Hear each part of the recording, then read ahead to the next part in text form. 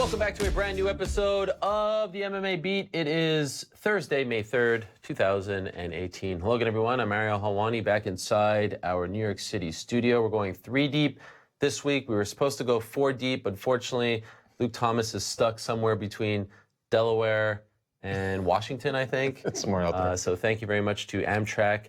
But have no fear. The young Colombian kid himself, Danny Segura, is back from his European vacation. How was it, Danny? It was good. Yeah? Did you miss us? Of course, always. Did you keep tabs on MMA, or do you have no idea what's going on? I have no idea. I'm just going to wing it. This is going to be great. Can't wait. And, of course, the man in the hat, Chuck Mindenhall, is back, the anchor himself of MMAfighting.com and The Ringer. Okay, guys, let's talk about Nate Diaz. I'm sure you've heard of him. A little bit, yeah. I've heard a thing or two about him. Name and face. So, report earlier this week, first from ESPN.com and then confirmed by us, that the UFC and Nate Diaz are engaged in serious talks to have him return later this year. I reported that he wants to fight on the August 4th card in Los Angeles, UFC 227, and that they are throwing around top 5 lightweights right now. So we've been here before with Nate Diaz, right? We've heard reports. We're approaching almost 2 years, you know, since he last fought at UFC 202 against Conor McGregor. Do you feel like this time it's going to happen? Are you all in on this? I don't know, but I mean, at this point, I think for a while we were all hoping Nate Diaz would return. He's a draw. He's an exciting fighter. You know, he's fun to cover. But at this point, it's been almost 2 years. It's always like, you know, I mean, when are you going to believe? When is he going to really return? Hopefully, I mean, we reported that, you know, Nate Diaz in serious talks of returning, so hopefully that is the case, because I do want to see him back. But I mean, at this point, whether he comes back or not, it's on him. You know, I don't think the MMA is suffering, you know, from his absence. It certainly could use him back. It's one of those situations where we've talked about this on the show, like, where is his star power? Because he was half of a big-time tandem. Yeah. But before then, I don't know, because, you know, and it's funny, too, because he had taken off, this went a little bit longer than I would have expected, to be completely honest. I would have already thought he'd be back by now after UFC 202. So to go 2 years is even beyond his norm, even on his latest trajectory, because he had, like, maybe a year off between, what was it, Gray Maynard and his fight with RDA, and then a year off between RDA and Michael Johnson. He only picked up his pace when he got into that whole, you know, McGregor saga. So I thought that he would try to capitalize on that a little bit. I think a little bit that the UFC basically waited him out, you know, to an extent. I don't know to what. You probably know more about the negotiations on that end. But the bottom line is, it's timely, I believe, and I think that's the perfect card for him to step back in there. And honestly, I know we'll probably talk about who he should go against, but I mean, honestly, I feel like you could throw a dart at like a board of faces and be like, whoever lands on would be a big fight. I don't know what, that's the real intrigue to me as to how big that fight will be. But at the same time, I think no matter who you plug him in against, it's going to be a big fight. I think his return would be a breath of fresh air. I think people miss him. We get questions about him and his brother all the time. I think that the lightweight division, while it is stacked, misses him, misses his presence. He is a big draw. He is, you know, he is a recognizable face. He's been in the UFC alone for a decade. It feels to me more real than ever. It feels like they are further along than ever. They are not done. They are not finalized. They have not, you know, agreed to the matchup, the opponent, etc. But it does feel different this time. This is not pie in the sky, hey, let me fight Tyron Woodley for a belt. This is a very real thing to put together. It's not him fighting for a belt. It's not him fighting Conor McGregor. It's not him fighting Khabib Nurmagomedov. This is him fighting another top 5 lightweight, and I don't think anyone bats an eye. I don't think anyone says, despite the fact that he's been out for 2 years, that he doesn't deserve a fight of that caliber. So then the big question is, how do they, you know, finally entice him to come back? Who do they use? Because you know Nate needs a reason to come back. Nate wants to be excited to fight, and maybe excited is the wrong word. It's actually very much the wrong word, because his brother hates using that word as it pertains to fighting. But he needs motivation. I feel like he needs a bit of a grudge. He needs to feel like, okay, there's something drawing me back. Of the names who are in the top 5, because we could go down the list. You eliminate Khabib Nurmagomedov. He's a champion, and I've been told that's not on the table. You can eliminate Conor, because I've been told that's not on the table as well, and he, of course, has his own issues to take care of. And then we're looking at Tony Ferguson, who's not ready to come back by August because he just had knee surgery. So now we've got Kevin Lee, Dustin Poirier, and Eddie Alvarez. It really, to me, comes down to those 3 guys. I think Dustin would take the fight. We know Kevin Lee would take the fight, and we know that there's a history with Eddie Alvarez, more so than anyone, dating back 3 years, when Gilbert Melendez fought against Eddie Alvarez in Mexico City. They had a little thing. We caught them on camera and all that. What do you think? Of those options, which one do you think entices him the most to come back? It depends. I think, styles-wise, the Kevin Lee matchup is probably the worst just because, he's a really strong grappler, and we know Nate Diaz has had issues with strong grapplers, Rory McDonald being one of them, Benson Henderson. But as far as build-up, I think Kevin Lee can match him up in the trash talk. They're both, kind of have that street style, and Kevin Lee's not afraid to throw things in there and mix things up. So, that could be an option as well. As far as styles, I think, the Dustin Poirier fight, I think that's a fight that he would really wake up. And, I think, how they match him up, it comes down to how the UFC perceives Nate Diaz and how invested they are in the Nate Diaz business.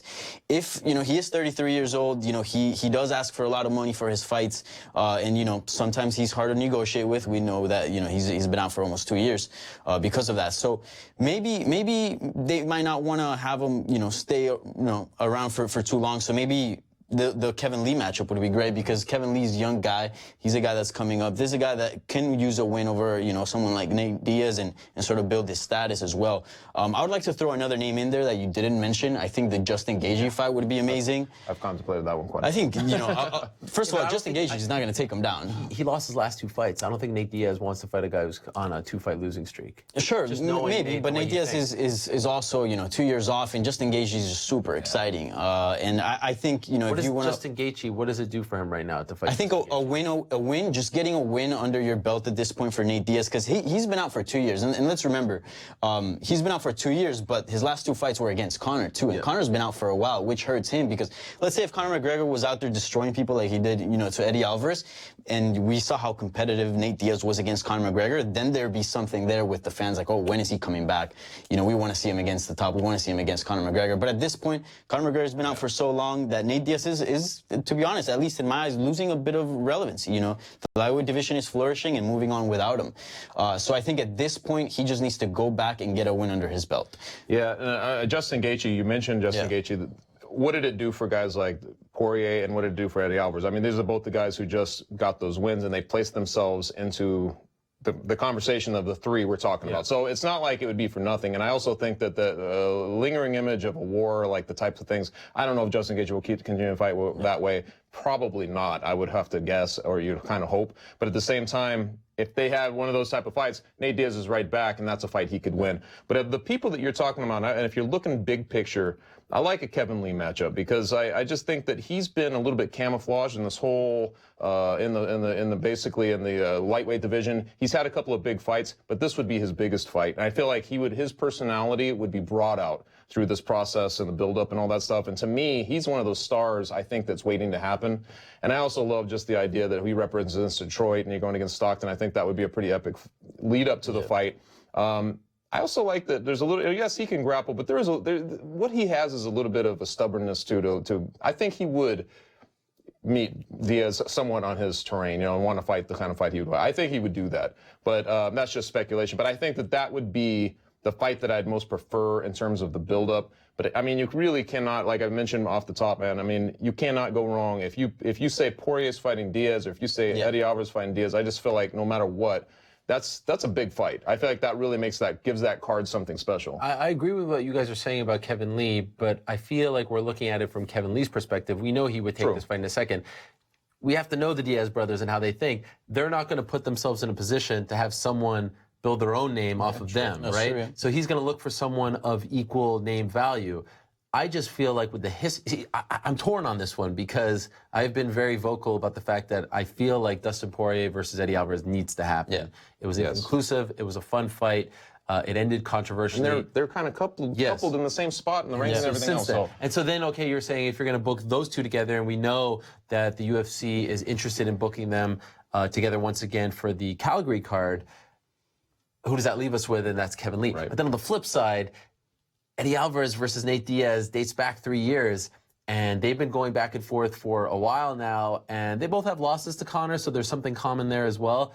I'd love to see that fight. Yeah. And could you imagine that fight in LA? I know Nate Diaz isn't from LA specifically, but he is from California, Northern California, Stockton to be exact, and then you have Philly's own Eddie Alvarez going over there. I mean, like I could just imagine the buzz in the arena with Eddie Alvarez's, loyal fan base, vocal fan base, going to the Staples Center and fighting California's own. Remember UFC 199? I don't know if you guys, I don't know, were you at UFC 199? I wasn't out there, yeah. But do you remember right after the news came out that he had signed to fight Conor in the rematch, they showed him cage side, he got up, and he got this massive standing ovation. Yeah. That was at the Forum in Inglewood. He is beloved in Los Angeles. And they age so well. Like you mentioned, you get questions about the Diazes no matter what. They're the types of people that they could be inactive, as a phenomena. They can be inactive, and yet their star power kind of carries, and it actually maybe even gets a little bigger, like their mythology or something kind of carries some kind of import. I do think that that fight would be, I mean, in the abstract, you kind of think, well, does it make sense? But if they said those two guys are fighting, I can guarantee you that would be like one of those type of things. You're like, wow, I cannot wait for that card to happen. It's rare that the UFC could put on a grudge match that has years of build up behind it. A lot of these fights, you put them together, you're like, oh, I love the idea of Dustin Poirier fighting Justin Gaethje, but there's no backstory there. This one has a legitimate backstory, and that's what I like about it. Now, the other element that we have to consider in all of this is that Eddie Alvarez has one fight left on his contract. He told me yesterday that he is not entertaining any fight offer until he gets a new contract. And I can understand from the UFC's perspective, hey, Nate Diaz is a non-starter if you're going to play that game with us, because even if we want you to fight out your deal, even if we both agree that we can't come to terms, you can't book him against Nate Diaz with one fight left, wins that fight and then goes back to Bellator. That would be disastrous for the UFC. So do you feel like, A, Eddie has a lot of leverage right now, hey, give me a new deal so you can make this big fight, or B, he's kind of playing with fire at the wrong time? What do you think, Yes Chuck? And no. Okay. It's both things, because it's fascinating. It is fascinating. He's coming off a good performance. He has this, he's trying to get this new contract. We know where he's at. If you want to look at the rankings, we know where he's at. We know he can make big fights. But there's also the fact that he's not a proven needle mover. He's a guy who has been in one pay-per-view main event, and that was against Conor McGregor. So he was really just, the other side of that equation. He's had one, and that was his title fight, one fight night main event. And that was his, the title against RDA. On Fight Pass. Yes. Yeah. So just to give an example of why the UFC might not be like, hey, well, let's dish out a ton of money to this guy. The bottom line is he's a great fighter. He's persevered. He had a nice run before, these last three fights, he's been a little hit or miss, but exciting. And, before that, he was on a run.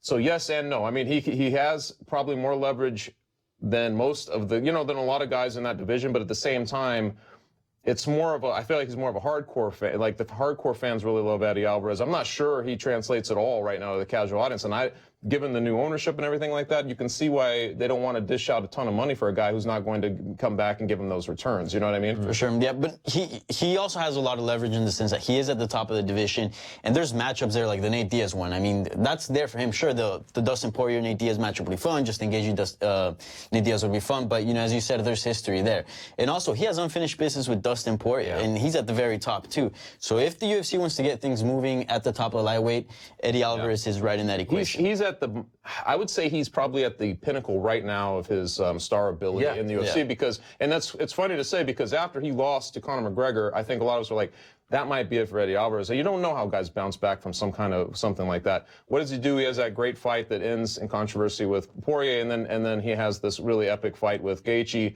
and suddenly it's almost like that didn't happen. And I feel like that's part of the magic of his attitude and part of the magic of just it's almost like he turned a corner and he stopped caring in terms of the stuff that was weighing him down. He's like, I'm just going to do this thing again. So I'm anxious to see kind of what happens with it. But I could also see, until it's funny because that Diaz thing becomes a dangling carrot maybe from both sides. And it's just, the leverage is, I feel like the UFC's got leverage in it too. So it's like, how does this work? So I don't know. I hate to go back in this direction, but a lot of it, I think, hinges on Conor McGregor and his situation, because if he doesn't get the Khabib title fight, if that fight doesn't come to fruition, then you've got to slide one of those guys in there, right? Do you slide in Eddie Alvarez, who's been vocal about wanting that fight? Kevin Lee's been vocal about wanting that fight. Dustin Poirier has been vocal. So there's a domino effect here, and that's unfortunate. The UFC can't really figure out what they're going to do until he has his hearing on June 14th. So I know fans get upset, but them's the facts. Like Conor does, even though he's not the champion anymore in the UFC's eyes, and there's another belt holder, he does control a lot of this. I just feel like they're going to negotiate with Nate. It's probably not going to be easy. It's great to hear that they're engaged in serious talks. I do think with Nate that the juice is worth the squeeze. The headaches, and Dana has said this about the likes of Anderson Silva and Nick Diaz, that, these guys are tough to deal with, but at the end of the day, once you get them inside the octagon to perform from a business and entertainment standpoint, they are worth it. Yeah. And you can't say that at this point. I feel like Nate Diaz would, I agree he's been out a little too long. Yeah. I think last summer, remember the talks of him fighting Ferguson? International Fight Week, I think would have been massive. Time has kind of not been his friend on this one, but I do feel, especially in Los Angeles, he would be received with open arms. Yeah, and so, that is the perfect venue and event for him to show back up in. Okay, so we'll see what happens with Nate Diaz. Now let's transition to this past Saturday, and let's talk about Bellator. Bellator was in Rosemont, Illinois, and I thought it was an interesting card leading up, and I actually want to go backwards here. We'll leave the rest of the card off to the side for a second. Let's start with the main event, Fedor Emelianenko against Frank Mir, and it starts off like most of Fedor's fights do these days, frenetic. Your heart is pounding. You don't know if his head's going to get knocked off in the first 15 seconds. In fact, he does. Yes, he does get tagged, but in the end, he actually wins via a pretty spectacular TKO. And now he moves on. We get Chael Sonnen. There's so much to unpack here. But to me, let's just talk about the first things first. And we actually, just for the record, because we talked about it, very recently on the show, the ratings did come out for this one. And we talked about how disastrous it would have been if the ratings were down. Well, according to Bellator, the Fedor versus Mir main event drew 1.5 million viewers. The peak minute was 11:26 p.m. Eastern Time, which was during the main event. Overall, Bellator 198 delivered 830,000 viewers. So I think that is a big success. That's that Frank Mir drawing card right there. Well, you joke. I think that proves that Fedor's still a draw. Effect. Right? He still got it. No, for sure. Yeah. The big Russian still got it. Yeah. Clearly, right? Yeah. And I wrote about this a little bit. I mean, it's weird with him at this point, right? So he comes over. He was on a pay-per-view the last time. We didn't know exactly how his numbers would be with Bellator because this is the first real free event, I guess you could say, that we get a chance to see this. So it's good to know because I feel like a lot of people watch his fights through their fingers at this point. They're a little bit like they protect the idea of Fedor that they have. They want that golden era of Fedor to remain intact, so they don't like seeing him take these beatings. We've had conversations. I've probably written columns about, like, he should probably retire at this point, and I hate writing that type of thing, but, like, when you see him take a beating, that's what comes to your mind.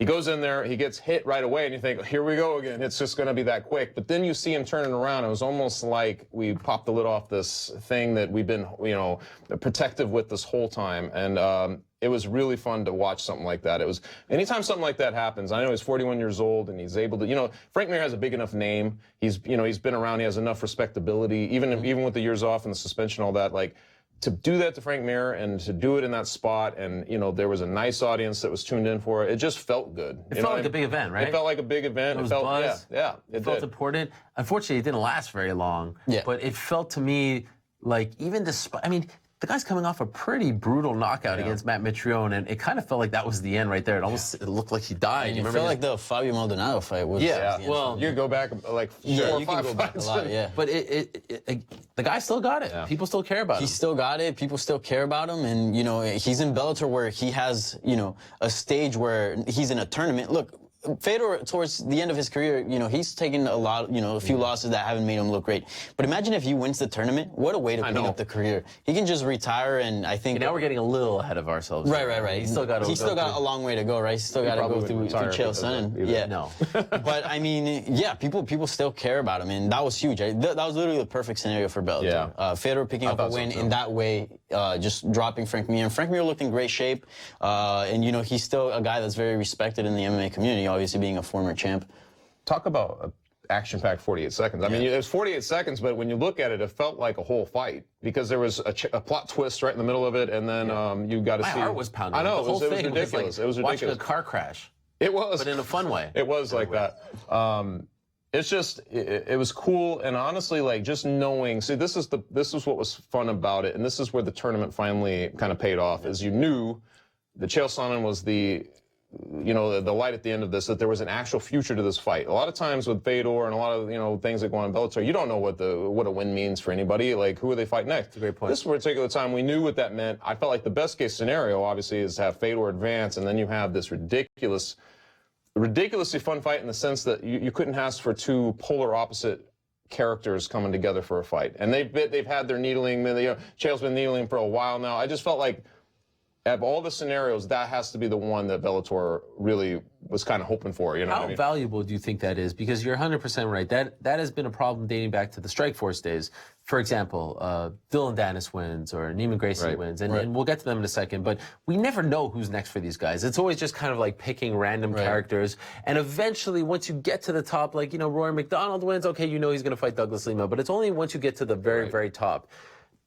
Do you think it is very valuable from a viewer experience perspective that they know now, like, okay, this is what's at stake? Chael Sonnen was at stake on Saturday night. Do you think that there's a lot that you know, a lot of stock can be put into that? 100%. I mean, the tournament, people have been criticizing the tournament, how it's going a bit slow, and sure, there's something to that, but it's nice seeing, okay, because it's a storyline, you know, it's a storyline. It's nice seeing, okay, this guy's going to face this guy if he wins. How did he look in his previous fight? It definitely adds to the storyline. In Bellator, especially like with the bigger names, like it just seems like, you know, Stephan Bonner, Tito Ortiz, Chael Sonnen, Tito Ortiz. It seems you're just throwing names out there, just to make the biggest fight possible. Now we have something that makes more sense. So 100%, I'm all in for. I just think that psychologically, when you watch as a fan, it's always nice to know it's leading somewhere. Like, UFC has done a great job of this. It's gotten weirder over the last couple years, but forever, you know, like for a good 15 years, I felt like there was some kind of inclination as to what this might mean, what it means coming out. You know, these guys, what the stakes are for these guys. Is it a title shot?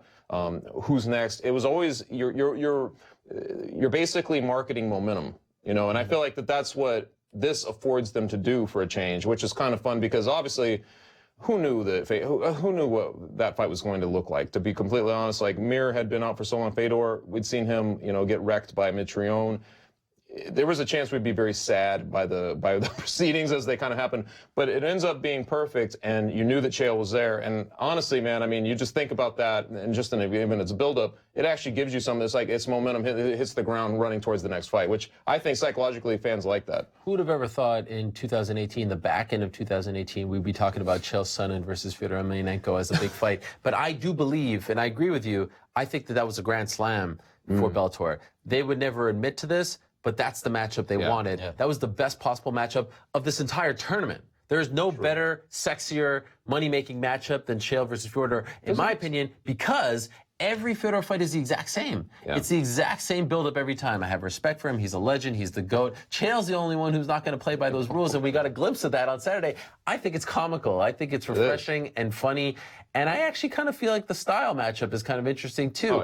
Can Chael get him to the ground? We know he's not going to knock out Fedor, so that's out the question, because out the window. The issue with him has always been his chin, right, these days. Mitrione tags him and knocks him out. Mir tags him and almost knocks him out.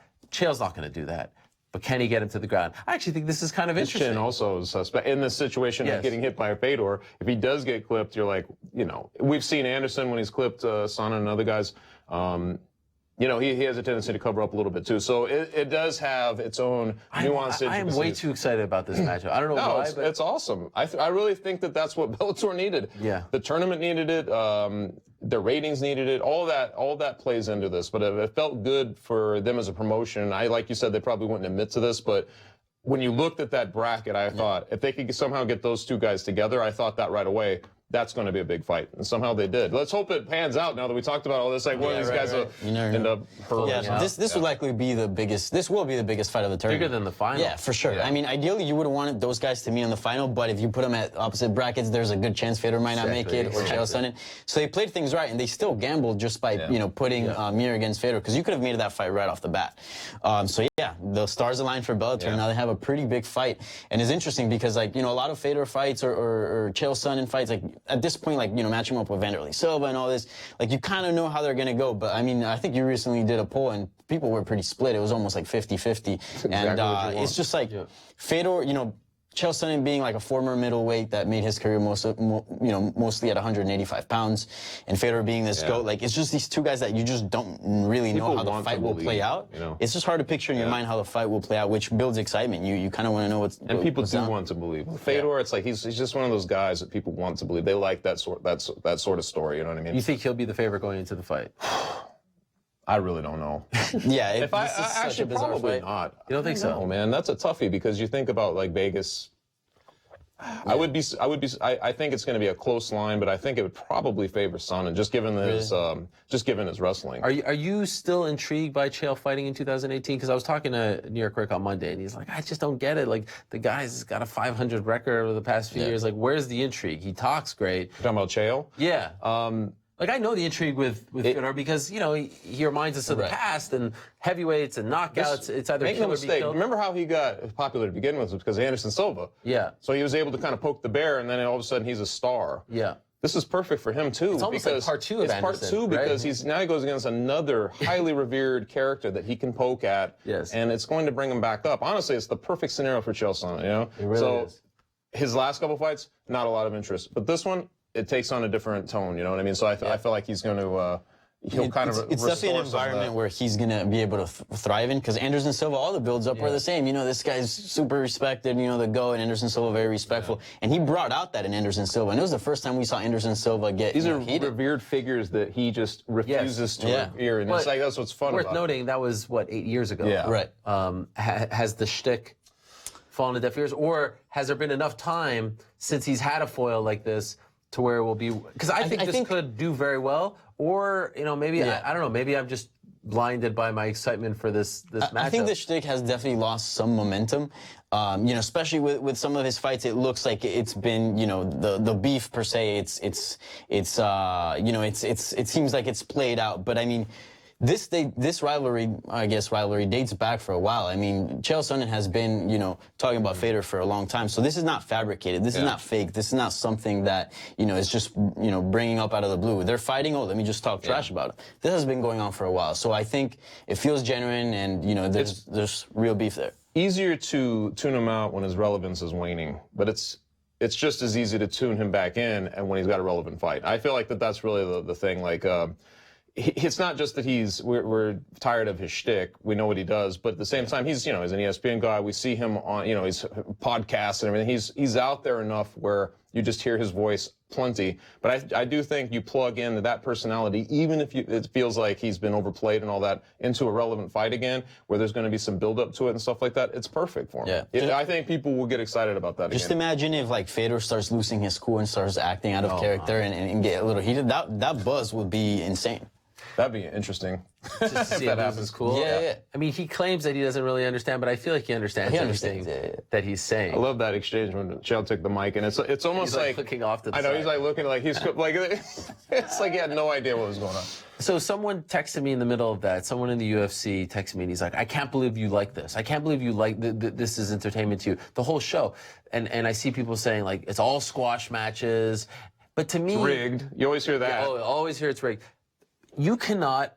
And this may piss some people off. You cannot hold Bellator to the same standards as the UFC. Yep, true. From a matchmaking perspective, it's just not the same. They're not playing with the same deck of cards. First of all, UFC has like a 20-year head start, but it's just not. They don't have the same budget. I know you could say they're sitting on $5 billion of cash. Viacom's not giving them a $5 billion budget or whatever the hell they're worth, And I feel like why I think that was one of the best nights of the Scott Coker era was this.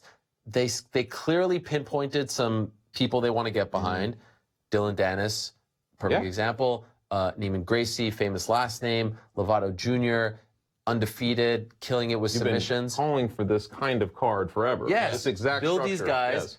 And, you have some opponents. Look, the one-sided matchups don't always go their way. Less than a year ago, Aaron Pico lost at Madison Square Garden. So they can try to put these fights together all they want. It's not pro wrestling, but they can try. And they tried. I don't think they would hide from that. It's very clear who they were behind in these fights. And what's wrong with every so often having a card where the guys you're hoping win and build towards something greater win and look really good in doing so. 100%. Finishes, spectacular finishes. All first round except for Gracie's. Yeah. Which was the second round, but it's still a and great also finish. spectacular to watch, right? If you're like all a of it. BJJ fan, that was a great night for you. It's for them it is about sometimes molding and feeding hype, because the bottom line is UFC gets hype basically from all corners. It doesn't have to just dish out hype. Like, people are going to pay attention to it because it's UFC. I think, but you're right. You can't judge Bellator. You can't judge them with the same standards. It's like if you're reviewing movies, you have to understand what a director is trying to do in the film, right? Is he trying to be serious? Is he trying to do it? Or is he trying to be slapstick? What is he trying to do? And that's how you judge the movie. Does he fail at his own intentions? You know what I mean? I feel like that's kind of what you do with Bellator. It's taken them a while to figure it out, especially under the Coker era, and they have failed at it and they have succeeded at it. But I do think that this one was a great step forward. I think that a lot of people, you could tune in and you could see all the worth and value of a card like this without thinking too much. And I think that that's finally where you can look at it and say, like, you know what, it gets a good review. Because you think of it and you're like, that's exactly what they should be doing. Plugging in the guys that they want to get behind with the names at the top so that those people get the reflected shine down. And let's zero in on Dylan Dennis for a second. And so I hear, call me when he beats someone with a winning record. Why are we so adamant that you have to debut against someone who's 5-0, 6-0, 7-0? Like, in boxing, you fight 20 Kyle Walkers on your way to, like, the big fight, you know? But in our sport, for some reason, right off the bat, you have to fight someone.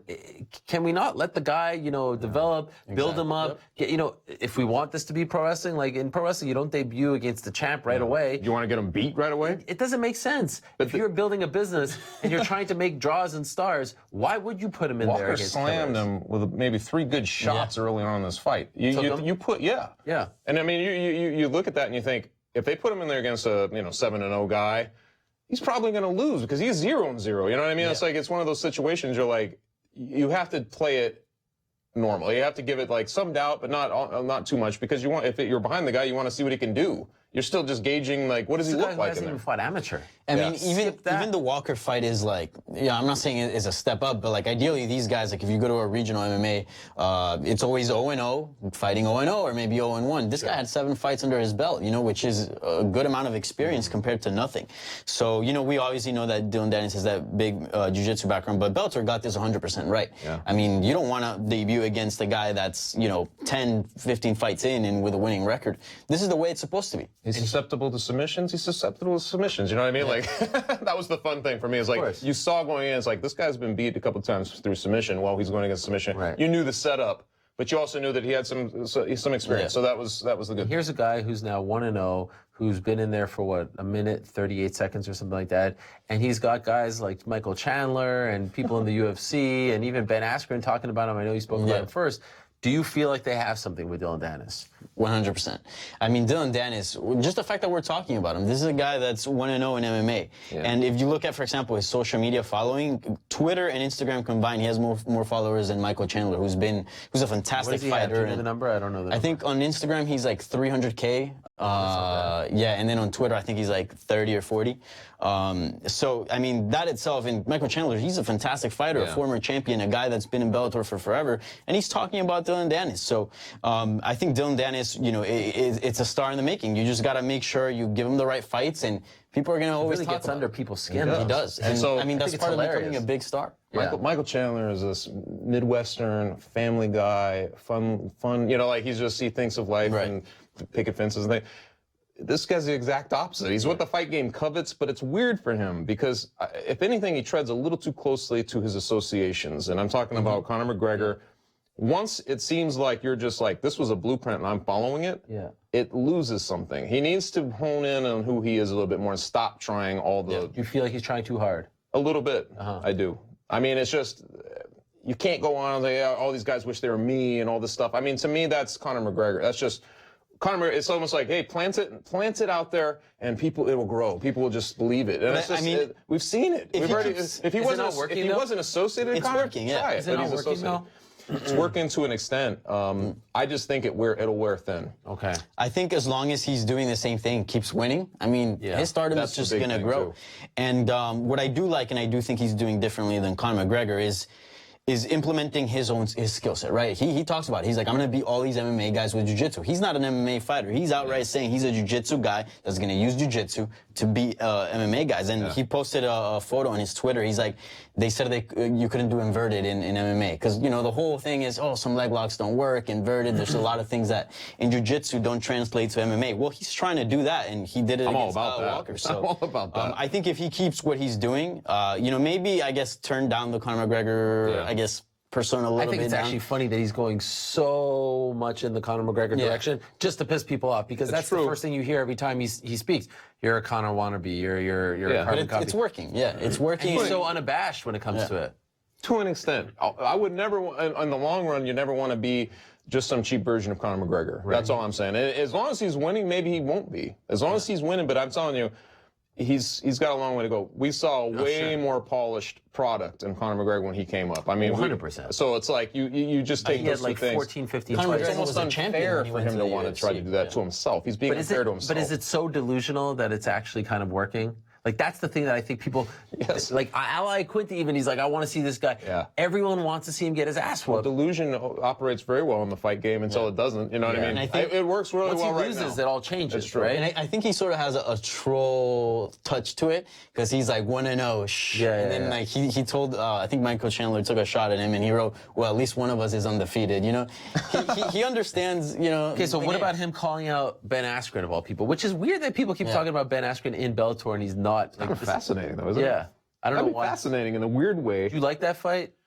Not in terms of a sanctioned event, because you're like, you got a guy with all this experience against a guy who's 1-0, but in terms of like, if you just black and white say stylistically, what does Ben Askren like to do? He's like, push you on your back and like, and then you got a guy who's literally probably one of the more dangerous guys off his back in the league, and you're like, so you think about that, and you can't help but get a little bit like, what would happen in that scenario? You know what I mean? Do you think he's calling out Ben Askren because Ben Askren is not available? So it's the perfect guy to call out? You can't call out a UFC guy because that's just completely ludicrous. I mean, but he's the guy who's kind of teetering in, I guess, no man's land, although Ben Askren has a contract with ONE, so I don't know why he continues to be the target of everyone in When does that come out?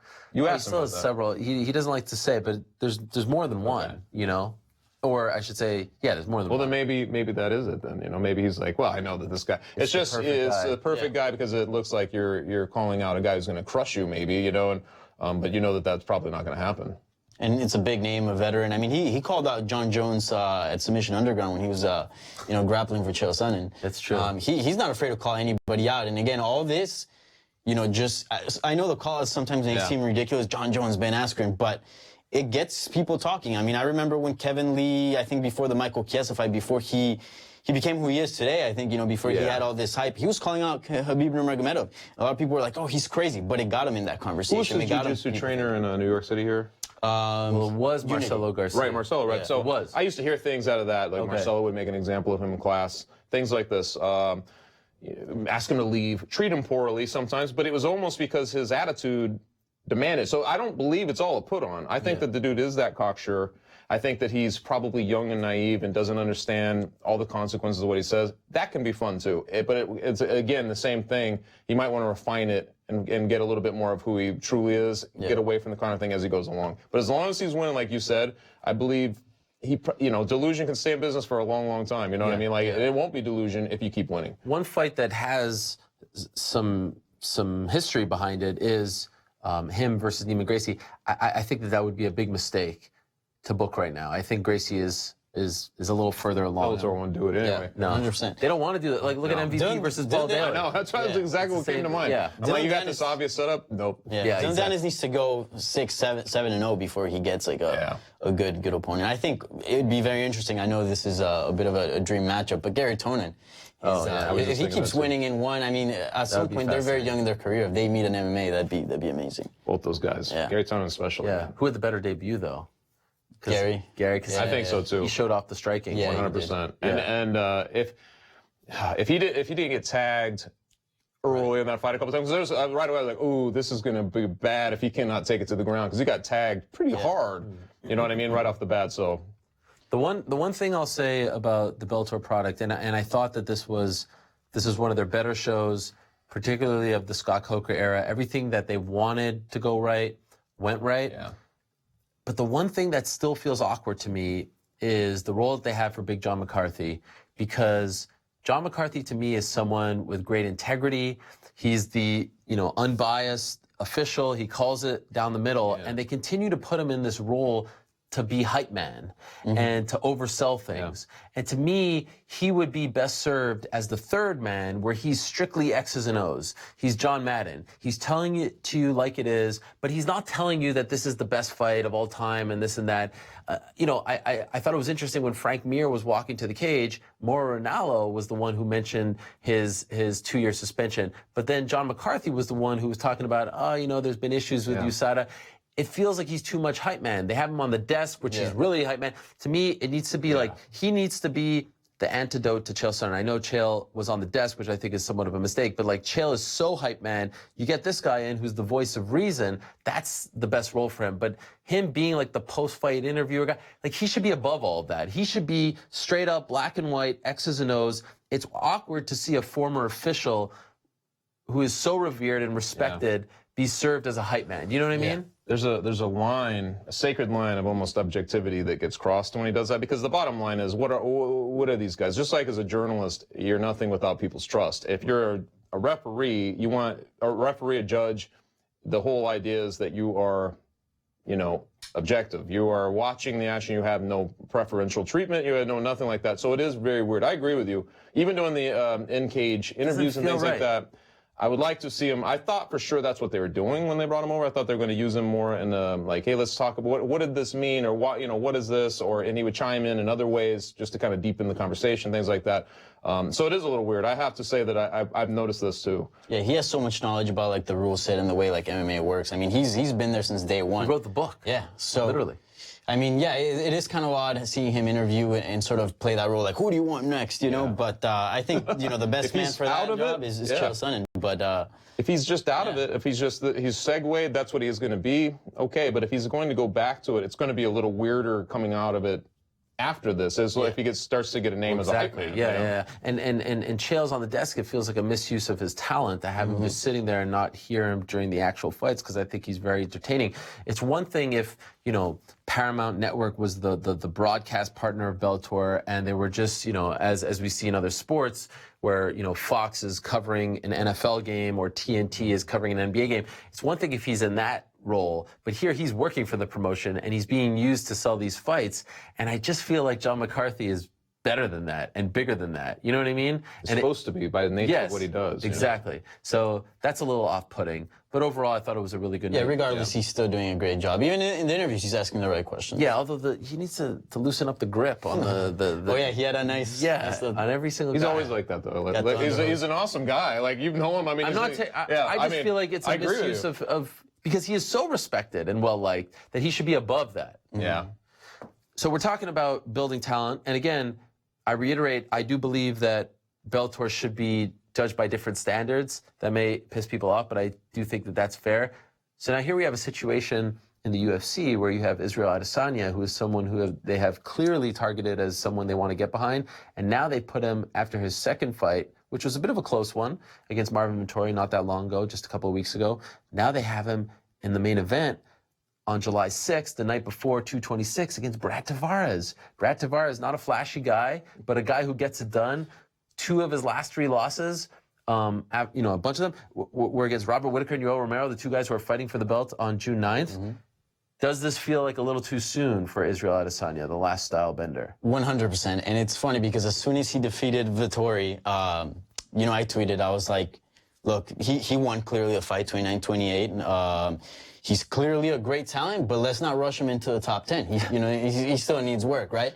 And then I had so many people reply to me, what are you talking about? He could be top 5, this and that. Jeez. And then I literally replied to someone, I'm like, Brad Tavares, who's at the bottom of the rankings, ranked at 15th, could beat Israel Adesanya. You picked Tavares. I picked Tavares. Oh, my. And now that fight gets booked. I mean, I think even guys who are ranked above Tavares are better matchups, say like a Vitor Belfort or even a Lyoto Machida. Brad Tavares is a guy that he's just as big as Marvin Vettori. He's a big middleweight. He's strong. Yeah. Not only that, he can wrestle. He has really clean boxing.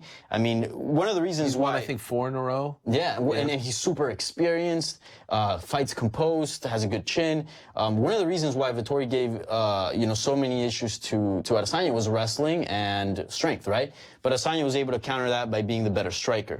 Here you got Brad Tavares, who trains with Race Efo and has really clean striking and can also wrestle. I think this is one of the worst matchups that you could have given out of the top 15. You look at somebody like John Jones, for instance, and I'm trying to think of whose progression, like how he went. I know it was Bonner. He went through Jake O'Brien. Jake O'Brien. Who was the first guy though? Andre Guzman. So I mean, you could see there was a progression there, but gradual. You had guys like Conor McGregor. A couple of the guys he beat early on are studs now, but they were very young in their careers. Yeah. So this one's weird because you're talking about a guy on a 4-fight win streak who is that good. I think he's ready. I'm talking about Tavares. Yes, Tavares is ready for it. Maybe like a top. He was calling out Michael Bisping. Yeah, exactly. He's ready for that kind of fight, and they redirect him to a guy who has the buzz, right? I'm sure he's licking his chops because this is a profile fight for him to kind of like break from this obscurity basically that he's been in. At the same time, maybe expose this guy on however he wants to motivate himself. You can see why, from his perspective, this makes a lot of sense and he likes it. But man, what a risk by UFC and by Adesanya to take this fight. I appreciate any guy like that who's like, I just fought twice in a row, I'm ready to go again.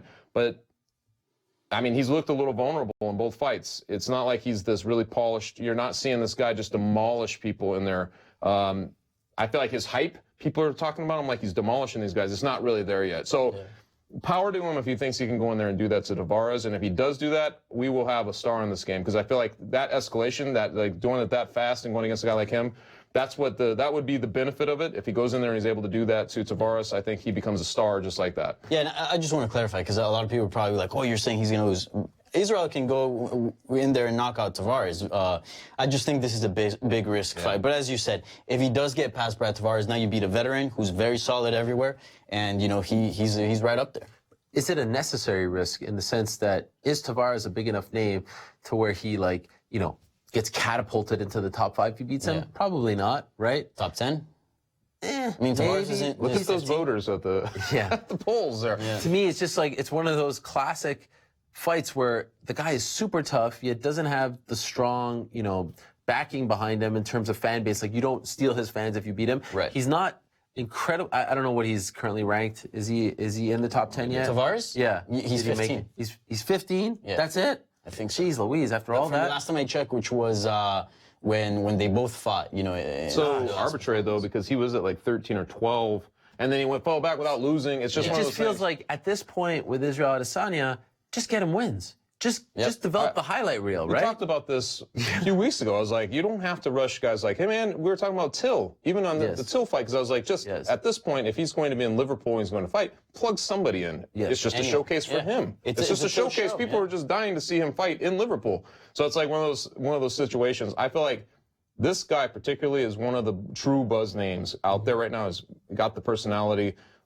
Everything about him has been pretty perfect for, I guess, the UFC in terms of bringing him up. This seems like the first big, like you're like vulnerable, you're making everything vulnerable, all that footing, but not that there's a ton, but if he loses right away, it's like, I know that Sage Northcutt or somebody like that is not an equivalent, but at the same time, you put them in matches and they lose, you can't help it. The winning still matters most, so you have to win. So if he loses this fight, that's going to be a bad misstep. It's going to take him a while to kind of get back to where he was. 100%. He is not Sage Northcutt. He has way more experience. Yeah, of course. But there was a lesson that should have been learned from the Sage Northcutt experience, which was you don't need to push him that fast. Now, I'm not saying that Brian Barberina is Brad Tavares because I think Tavares is more experienced.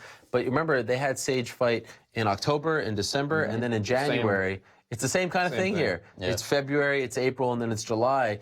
And it also feels like he's not just fighting Brad Tavares on July 6th. Fighting in Vegas, the big weekend, international fight, main event. Yeah. You know, there's a lot of other factors that are going in there that Tavares has kind of been around by now. You know, he lives in Vegas. He's been on some big Got a cards chip on his before. shoulder, man. You listen to him talk. He was on Luke Thomas's show, actually, and I was listening to him, and he was basically... Adesanya or Tavares? Tavares. Okay. He has a huge chip on his shoulder I mean, you know, it's there. I don't know how huge it is, but it's there that he wants to prove that he belongs in the space, and it's a legitimate thing because he's been around the game long enough. He's beaten some good guys. I think he's just at that spot now where he's tired of playing below the field. Yeah. He wants to be center of that field. He wants to be a guy that they can contemplate for a big fight, you know, going forward. So I think he might look at this as like, this is my big showcase. This is the biggest fight of his career. I was actually going to ask you about that. On the flip side, isn't this the perfect scenario for Brad Tavares? 100%. Brad Tavares, who's been waiting for a fight, a main event slot. You may get a guy who's a little too soon. You know, he's a little too green for this moment. Maybe not 100% ready. He may prove us all wrong. But this, to me, seems like a way better. You could be the guy to derail the hype train, and then you move on. Like if I'm Brad Tavares and his team, I'm thrilled about this, right? Yeah. Because initially, what he told me was, I want to fight Bisping. I want to fight a big name. You know, that guy, does he deserve it? No. Take the hype away. Be that guy. It's only a main event because of Adesanya. You know what I mean? Yeah. Like it's not like Tavares is going to be in a main event for that card. You know what I mean? So yes, it's like you get the privilege and then you take that privilege from that guy. You know? You got a main event fight. You get a win, right? Yeah. You still hype, and you can just get on the mic. Yo, I'm tired of these young guys. Give me a top dog, you know? And I think it's a perfect scenario for Brad Tavares. Maybe a big win even entices Michael Bisping to actually fight him, because I don't feel like there's much there for Bisping. Intriguing fight, though. I think that because of all those reasons, fun. just knowing the stakes and the vulnerability of the situation, it makes it It's a big risk, maybe a high reward for the UFC and Adesanya.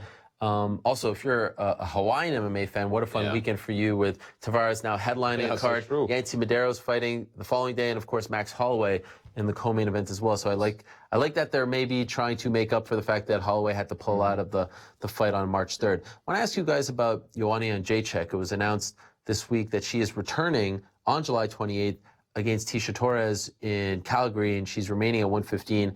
I was surprised to see her back so soon, especially after losing to Rose twice and, you know, just lost, May 3rd, less than a month ago, right? Yeah. Are you surprised to see her back this soon? A bit, yeah. I thought she was going to take some time off. But also part of me wasn't surprised, because if you looked at her post-fight interviews, and, you know, we were at the press conference in Brooklyn, like she didn't feel defeated. She handled it well. She didn't feel like a fighter that was down. She wanted to get right back in there. She's still calling herself the strawweight queen. You know, she's still out there, you know, just saying she's one of the best and out to prove that. And she almost feels that she has that fire in her. It hasn't died down. So I am a little surprised that she's returning this soon, but part of me is not. And I do think the Tisha Torres matchup is a great fight. I think Tisha Torres, she's someone that, you know, is regarded as a contender. You know, she's not just anybody. So, and it's also like a good fight for her. Yeah. So if she does manage to get a win, you know, she's right back in there. I just think she's that kind of competitor, you know what I mean? We've seen that evidence, and, you know, you lose to Namajunas, it was a big deal for her to get back and play it back. She did. She came up on the short end again. As a competitor, I think she's like, just put me in there again and let me put that behind me, you know what I mean? So, and at the same weight class, I think there's a stubbornness to that whole thing, obviously, because she probably feels like her business isn't done there, and it's completely understandable on that level. Given that it just happened, you know, the fight just happened, I'm a little surprised by the timing of it, you know, like already. But do you like the matchup for her?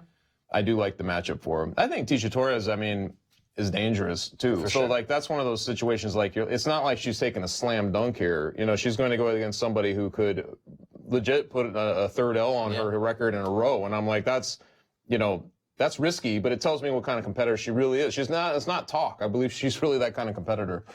It felt like the perfect opportunity to test the waters at 125.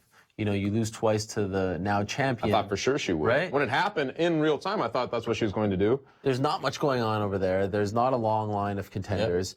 They're trying to book Valentina Shevchenko versus Nico Montano. It hasn't happened yet. And if you're wondering, we'll address that situation on After the Beat. Just for a quick second, but to me, it felt like the perfect time to at least just take a fight at 125, maybe against lesser competition, get your mojo back, get your confidence back, because as you both mentioned, Tisha Torres is tough. And give her a break from these brutal weight cuts. I mean, she's pretty big, and she's fighting back-to-back, fights. So, back-to-back weight cuts. So, give herself a little break. Go up to 125, pick up a win there. Maybe even drop back down to 115. Eventually. But yeah, it seemed like the perfect time. The path is clear at 125. I mean, being a former champ with that name, she picks up a win or two. Yeah. Or even just one win, you can give her a title shot. Also, she has a history with Shevchenko. Yeah. They have fought before in Muay Thai.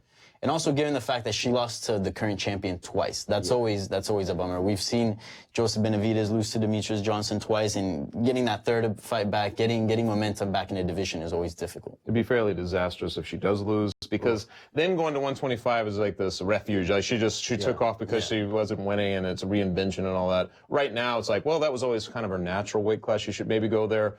So weird stakes for this one, and there's also psychological stakes in it, because you're like, I don't know to what extent what Rose took from her. You know what I mean? Sometimes you see these fighters, they're cruising along, we're giving them coronations is the next big thing and all that, and then as soon as they run into their match, they lose something. It just goes away for good. So I don't think that'll be the case. She's such a competitor. She trains hard. You talk to people around her. I don't think that'll happen, but you just never know, man. And I feel like that's always like, it's like the Anderson Silva thing with Chris Weidman and all that. So that'll be something to keep an eye on too. Yeah, for sure. Also announced for that card, Jose Aldo versus Jeremy Stephens.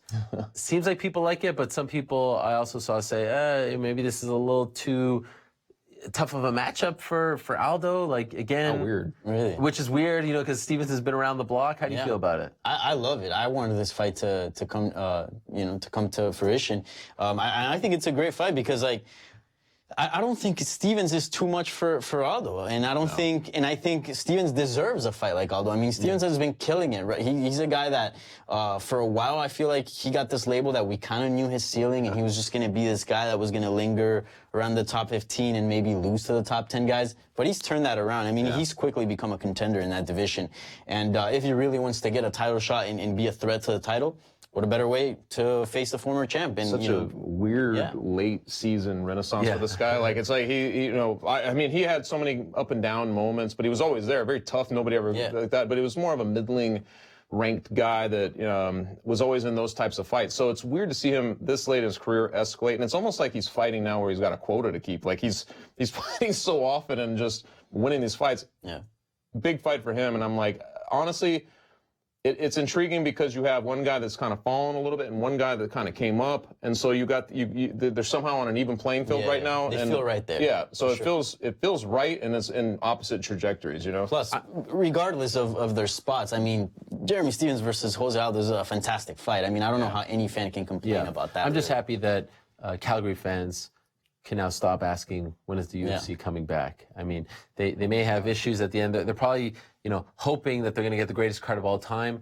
The truth is that's not going to happen because this is a Fox card. The fact that they're back, be happy with it and go enjoy the card if you want to. Are you guys surprised that in the end, Damian Maia was the guy to say yes to Kamaru Usman after that long search to find someone to fight him initially? They end up getting Ponzinibbio. Ponzinibbio gets hurt. Are you surprised that Maia, considering how his last two fights went against two guys who kind of fight in the same way? Tyron Woodley and Colby Covington, two wrestlers. Now he's fighting, the beast that is the Nigerian Nightmare himself. Are you surprised Maia said yes at 40 years old?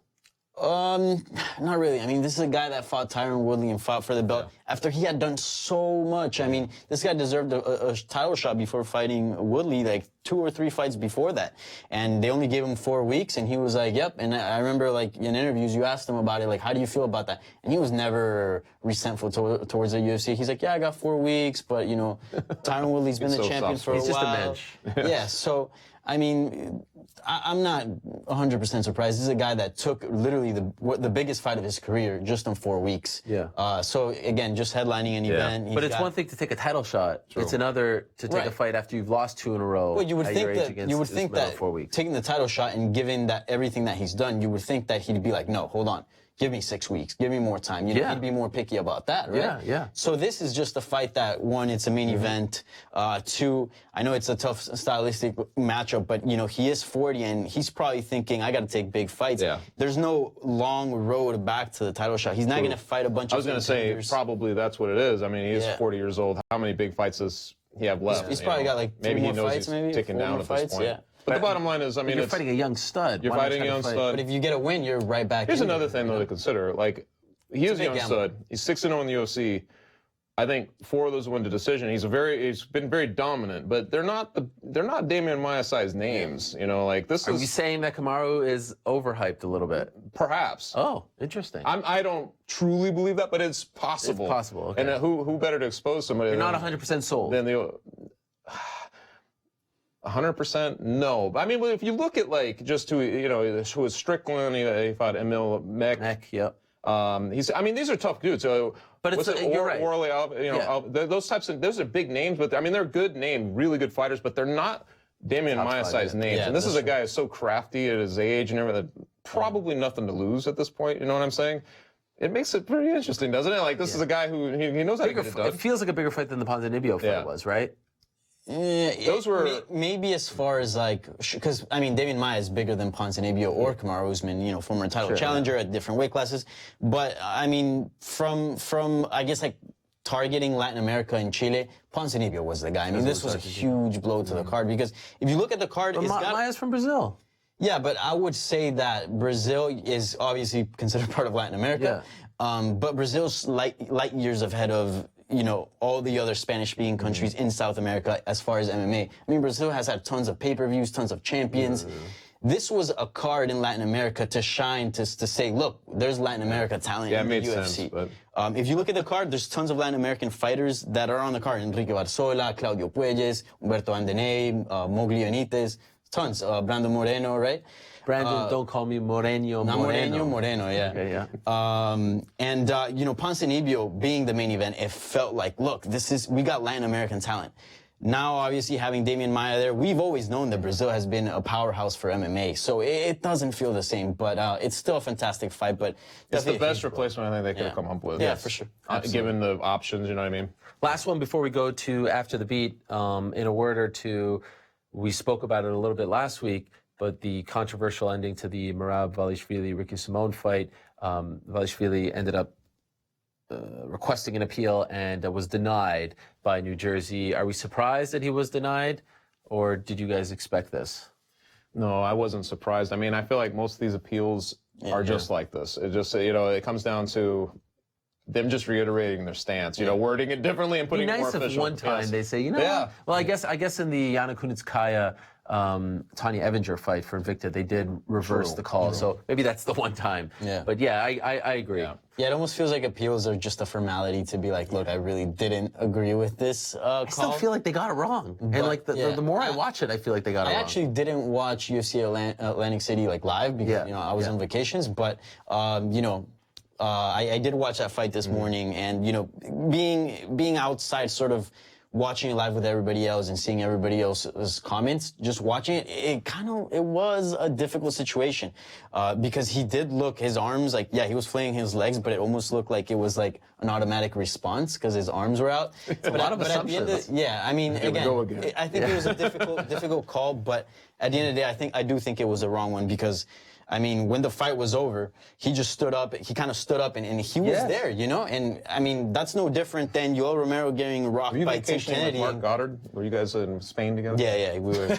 But that's no different than, you know, Yoel Romero getting battered by Tim Kennedy and going all wobbly back to his cage and then being allowed to go again and fight, you know? I think, sure, he was hurt. He looked like, you know, he slammed his head against the canvas and maybe he was a little out, but nonetheless, he was still there. I still can't wrap my head around the idea of surviving that choke for 53 seconds and then being told that you lost. I know.